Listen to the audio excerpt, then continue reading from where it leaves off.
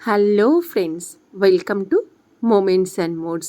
আগের পার্টি তোমরা দেখেছো সায়ন্তীর সঙ্গীতে আমরা কতটা নাচানাচি করেছি, আর এটা ছিল সায়ন্তীর ফাইনাল লুক।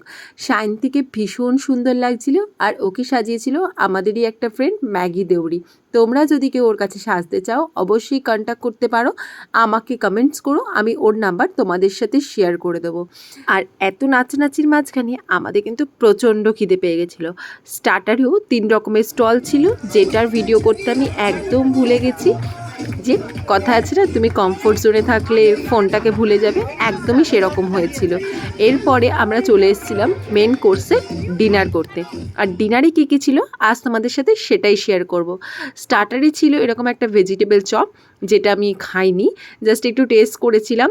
আর তারপরে ছিল কড়াইশুঁটির কচুরি, আর তার সাথে কাবুলি ছোলা, যেটা খেতে খুব খুব খুব টেস্টি ছিল।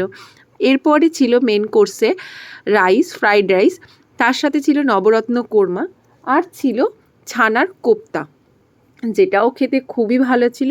আর শেষ পাতে আমাদের সবার ফেভারিট চাটনি, মিষ্টি, পাঁপড়। আর এই কালো জামটা আমার জানো তো ভীষণ ফেভারিট।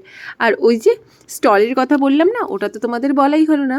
স্টলেও কিন্তু ছিল মোমো, ফুচকা, কফি, যেগুলো আমি খেয়েছি তো ঠিকই, কিন্তু ওই যে ভিডিও করতে ভুলে গেছি, বিকজ নাচ মিস হয়ে যেত।